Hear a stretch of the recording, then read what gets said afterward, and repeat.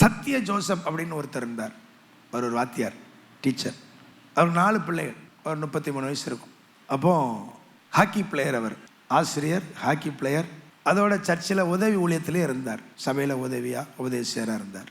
நல்ல மனுஷன், நியாயமான மனுஷன். ஒரு நாள் ஹாக்கி விளையாட்டில் அவர் வெற்றி பெற்றார். அவங்க டீம் வெற்றி பெற்ற போது எதிரி விளையாட்டுக்காரன் கோபத்தில் பொறாமையில் ஹாக்கி மட்டை எடுத்து இவர் முழங்கால் அடித்து நொறுக்கிட்டான். ஆத்தியார் முழங்கால் போயிட்டு நடக்க முடியல. ஆப்ரேஷன் பண்ணுறாங்க, சுகமாகலை. அடுத்து ஆப்ரேஷன் பண்ணுறாங்க, சுகமாகலை. அடுத்து ஆப்ரேஷன் பண்ணுறாங்க, சுகமாகலை. ஆப்ரேஷன் மேலே ஆப்ரேஷன், மருந்துக்கு மேலே மருந்து. கால் அழுக ஆரம்பிச்சிடுச்சு. இன்ஃபெக்ஷன் ஆகி கால் அழுகி காலை வெட்டி எடுக்க வேண்டிய நிலைமை. டாக்டர் சொல்லிட்டாங்க, ஐயா காலை முட்டு கீழே வெட்டி எடுக்கலைன்னா செத்துடுவீங்க, முட்டுக்கு கீழே வெட்டி எடுக்கணும். சத்ய ஜோசப் மனம் உடைஞ்சிட்டார். இந்த ஒத்த காலோட எப்படி நான் வாழ முடியும்? தற்கொலை பண்ணி செத்துற வேண்டியதுதான். அதை அவரால் கற்பனை பண்ணி பார்க்க முடியல, யோசித்து பார்க்க முடியல, ஜீரணிக்க முடியல. சூசைட் பண்ணி செத்துடலாம் அப்படிங்கிற எண்ணத்தோடு இருக்கிறார். அப்படி இருக்கும்போது பக்கத்து ஊரில் ஒரு சுவிசேஷ கூட்டம் நடக்கு. அங்கே தெய்வீக சுகம் அநேகருக்கு கிடைக்குது.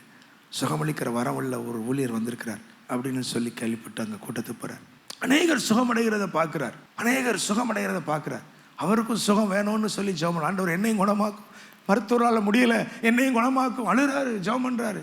அப்போ அந்த பிரசங்கியார் நேர இவர்கிட்ட வந்தாரா, வந்து கேட்டாரா, சுகமாகணும்னு விரும்புறியான்னு கேட்டாரா. ஆமாயா விரும்புகிறேன். அந்த நாத்தம் கால் அழுகி நாடுற அந்த இடத்துல இவர் கை வச்சு ஜெபம் பண்ணாராம். இயேசுவின் நாமத்தில் சுகம் உண்டாட்டும். அவர் கை வைக்கும்போது ஏதோ எலும்புக்குள்ளே நடந்த மாதிரி இவருக்கு ஒரு உணர்வு. அப்புறம் நொண்டி தான் வீட்டுக்கு வரார். ஆனால் சில நாட்களுக்குள் அழுகின கால்கள் முழுவதும் சுகமடைந்த. அல்லேலூயா. அவர் என்ன பண்ணார்? ரொம்ப சந்தோஷமாயிட்டு அவருக்கு அந்த ரட்சிப்பின் சந்தோஷம் வந்துட்டு பரிசுத்த ஆவியை பெற்று கொண்டார். அதுக்கு முன்னாடி ஊழியம் தான் செஞ்சார். அதுக்கப்புறம் அவர் வேறு விதமாக ஊழியம் செஞ்சார். இயேசு உயிரோடு இருக்கிறார், அவர் சுகம் கொடுக்கிறார், வாழ வைக்கிறார். அதுக்கப்புறம் அவர் 40 வருஷம் வாழ்ந்துருக்கிறாரு. 40 வருஷமாக அவர் ஆஸ்பத்திரி பக்கமே போனது இல்லையா, எந்த மாத்திரையும் சாப்பிட்டது இல்லையா. இயேசு சுகம் கொடுப்பார். நல்ல உற்சாகம் ஊழியம் செஞ்சார். அவர் வாழ்க்கையில் செஞ்ச காரியம், முதல் காரியம் அதிகாலை 4 மணிக்கு எழும்பி ஜெபிப்பது. 4 மணிலேருந்து 5 மணி வரைக்கும் பாடுவாராம், கத்தி பாடுவாராம், ஊரே கேட்குற மாதிரி பாடுவாராம். 5 to 6 ஜெபம் பண்ணுவாராம், 1 மணி நேரம். 6 மணிக்கு பிள்ளைகளெல்லாம் எழுப்புவாராம். 4 பிள்ளைகள். 2வது பிள்ளை தான் அந்த தகப்பன் கதையை எழுதுறாரு. அது யாருன்னு சொல்கிறேன், உங்களுக்கு தெரிஞ்சிருக்கும் பாருங்கள். எல்லாரும் எழுப்பி, மனைவி எழுப்பி, குடும்ப ஜெபம், பாட்டு, மறுபடி பாட்டு, பைபிள் வசனம், ஜெபம். வேலையில் உண்மையாக இருப்பாராம். ஒரு நாள் கூட அவர் வேலைக்கு லேட்டாக போனதே கிடையாதாம். ஆசிரியர் ஒரு நாள் கூட சர்ச்சுக்கு லேட்டாக போனதே கிடையாதாம். ஒரு அல்லேலூயா சொல்லிடுவோமா? அல்லேலூயா. ஒரு நாள் சர்ச்சுக்கு லேட்டாக போக மாட்டாங்களாம். மாதம் 1ஆம் தேதி ஆனால் சம்பளத்தை வாங்கிட்டு நேரே சர்ச்சுக்கு போவாராம்.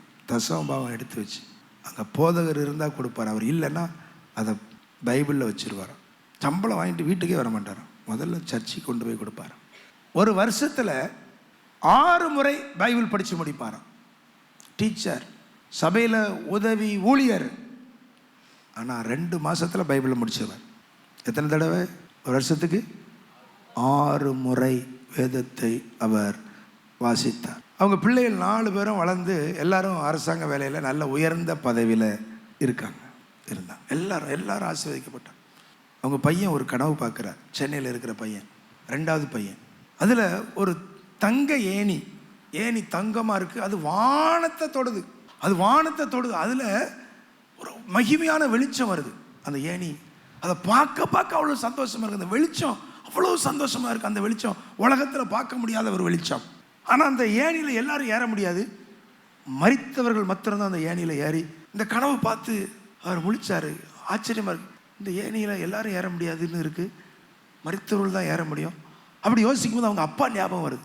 அப்பாவுக்கு வயசாகிடுச்சு, உடனே ஊருக்கு போகணும் அப்படின்னு சொல்லி அப்பாவுக்கு ஃபோன் பண்ணிச்சு. அப்பா நான் வாரேன். அடுத்த நாள் ஊருக்கு போகிறார். ஊரில் பையன் வாரான்னு நல்ல விருந்து அப்பா செஞ்சு வச்சுருக்கிறார். சாப்பிட்டுட்டு இருக்கும்போது அப்பா சொன்னாரா, மகனே நான் ஒரு தரிசனம் பார்த்தேன் நேற்று. என்னப்பா? இயேசு வந்தார். அது ஒரு மாதிரி காருடா, அது வித்தியாசமான ஒரு காரு. அந்த காரில் வந்தார், அவரே ஓட்டிகிட்டு வந்தார். அதில் அநேக மரித்த பரிசுத்தவான்கள் இருந்தாங்க, ஊழியர்கள்லாம் இருந்தாங்க அந்த காருக்குள்ளே. ரொம்ப மகிமையாக இருந்தது அந்த காரியம் அப்படின்னு சொன்னாராம். உடனே இவருக்கு புரிஞ்சிடுச்சு, நம்ம அப்பா இந்த பூமியை விட்டு பரலோகத்துக்கு போகிறார். இதில் சொல்லிட்டு சொன்னாரா, மகனே அந்த என்னோட பென்ஷன் பணத்தை வாங்கிட்டு வா, லாயரை கூப்பிடு, பத்திரம் எழுது. நான் எல்லாத்தையும் உன் பேர் இல்லைப்பா, எனக்கு மட்டும் எழுதாதீங்க, 4 பேரெல்லாம் எல்லாருக்கும் சேர்த்து எழுதுங்க, பகிர்ந்து எழுதுங்க. சரி, 4 பேருக்கு எழுதினார். அடுத்த நாள் ஆச்சு. அவர் சொன்னாரா, மனே எனக்கு கொஞ்சம் இதாக ஒரு மாதிரி இருக்குது, நீ கொஞ்சம் பாட்டு படியே அப்படின்னாராம். இவருக்கு தெரிஞ்சு போச்சு அப்பா சாக போகிறார். அப்போ நான் அண்ணனுக்கும் அக்கா தங்கச்சிக்கும் சொல்லட்டுமா? வேண்டாம், நீ யாருக்கும் சொல்ல வேண்டாம், நீ மட்டும் பக்கத்துலேருந்து பாட்டு படி. அவர் பாட்டு படிச்சுட்டே இருந்தாராம். பாட்டு படிச்சுட்டே இருக்கிறார்.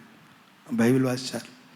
அப்போ திடீர்னு ஒரு வசனத்தை சொல்லி ஆசீர்வதிச்சாராம். உபாகம் 39:29 அப்போ அந்த வசனம் எனக்கு தானே சொன்னீங்கன்னு கேட்டாராம் பையன். ஆமாம், உனக்கு தான்டா அப்படின்னு சொல்லி அவர் தொடையில் கையை வச்சு ஆசீர்வதித்து அப்படி நல்லா பேசியிருக்கோம். டக்குன்னு அவர் மூச்சு ஒரு மாதிரி இருக்குது, அவருடைய உயிர் நெஞ்சுக்குள்ளே தான் வந்துட்டுன்னு தருது. இயேசுவே அப்படின்னு சொன்னார், இறந்துட்டார். அவர் பையன்தான் சாம் ஜெபத்துரை, உலக பிரசித்தி பெற்ற தமிழக ஊழியக்காரர். சென்னையில் இன்னைக்கு அவங்க சர்ச் இருக்குது. அவங்க பேரனும் இன்னைக்கு பாஸ்டராக இருக்கிறான். ஐயா, கிறிஸ்தவங்கிறது சும்மா கிடையாது, கிறிஸ்தவ வாழ்க்கைங்கிறது சும்மா கிடையாது. செம்மையான ஒரு வாழ்க்கை, அதன் முடிவு தலைமுறை அவங்க ஆசீர்வதிக்கப்படுறாங்க.